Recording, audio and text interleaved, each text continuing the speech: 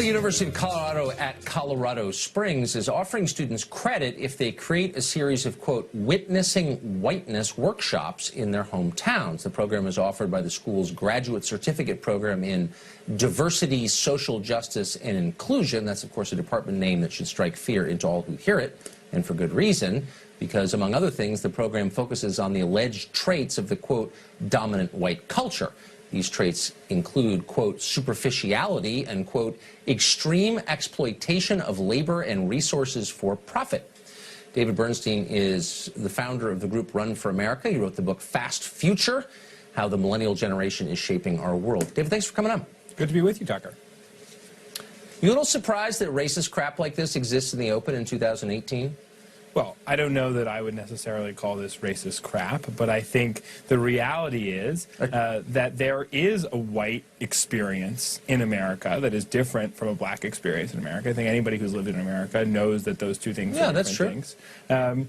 And, you know, while I don't necessarily agree with every way that these folks are going about it, I think it is the beginning of perhaps a conversation about what does it actually mean to have a white experience. We've been studying the black experience in America. It's not the beginning of a conversation. It's the beginning of a series of attacks on people on the basis of their skin color. So to say that white people, white culture exploits in an unusually aggressive way the labor of others, that's an attack. And by the way, is it true? I mean, is white culture more likely to do that than, I don't know, Chinese culture? I don't know, but I know racism, textbook definition when I see it, and that's lumping a group of people together on the basis of their appearance and immutable characteristics and attacking them. That's what this is. Why is this not racist? Well, I think the way in which it is presented certainly is not the direction that you want to go if you want to actually do what I think really should be done, which is actually have a conversation about what white privilege actually means in this society. You and I both know, as white men sitting here, that there is such a thing as white privilege. I don't know that, actually. I mean, there are non-white immigrant groups that have, on average, higher annual incomes than average white Americans. It's much more complicated than you and other sort of glib apologists for racism suggest that it is. You can't generalize about people on the basis of their skin tone, right? Of course you can't. Or can you? Of course you can't. You can't generalize. But there are trends that we have seen. It would be disingenuous for us to suggest that there aren't a larger number of, say, white people than black people in this country who have benefited tremendously from their privilege. I think that would be a disingenuous statement over time, and that there are more white people who exploited. I don't know. I mean, wait, hold on. Stop. Are you comfortable making generalizations about other racial and ethnic groups that are negative? Any generalizations? Go ahead and try one. You just said that white privilege is real. No, I'm serious. If we're going to have the honest conversation that you're calling for, then I call on you to be honest and make a negative generalization about any other racial or ethnic group in this country. Go ahead. You got the floor. I see where you're trying to go. No. You don't need to think anything. I'm asking you, will you make a negative generalization about another racial or ethnic group? I'm not going to be baited into. I'm not baiting you. I'm asking you a sincere question. Will you or won't you? Here is. Oh, the answer's no. Why?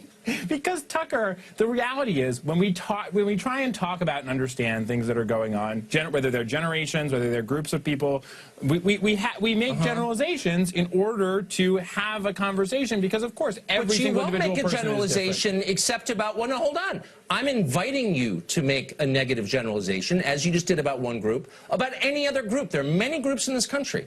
And you say sometimes we generalize. I get it. You want to have an honest conversation. I get it. Let's do that right now on live TV. Again, why don't you make a single negative generalization about any other racial or ethnic group? And again, I give you the floor. I'll be quiet as you speak. Go ahead and do that.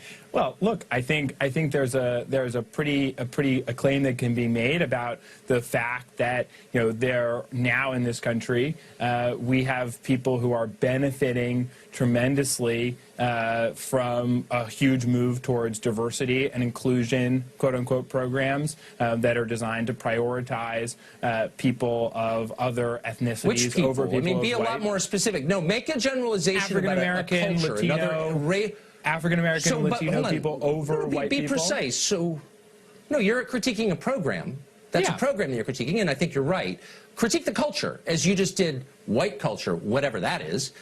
But you're assuming it's real, so tell me, generalize about another racial ethnic group's culture. Tucker, I think you're missing an important distinction here. I think you're missing an important distinction. You're missing the important distinction, which is this only goes in one direction, and you bully people by making generalizations that are not strictly speaking true. And if you're not, on board with it, you're a racist, and then you get to attack those people. Because that doesn't apply to any other group, which is itself racist. Will you acknowledge that?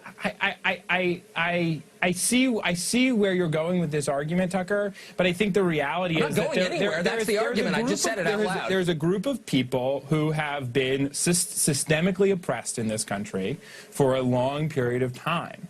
And those are people who are overwhelmingly people who are African American and Latino. There's a long history of this. You and I both went took U.S. history courses. You're changing the conversation. What you did was you said it was okay to attack one culture, but it's not okay to attack other cultures.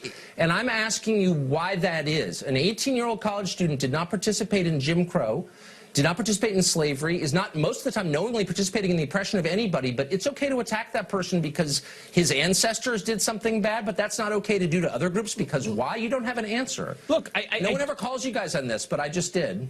I think you're really missing the point here, which is that saying if you just because you want to say that someone is being criticized for the basis of what a culture is doing, that's racist. No. Collective race guilt is wrong. It's racist to attack people for things they didn't do because of the way they look. It's really simple. You're on board with it. I'm not. And unfortunately, we're out of time. But David, thank you. I appreciate it.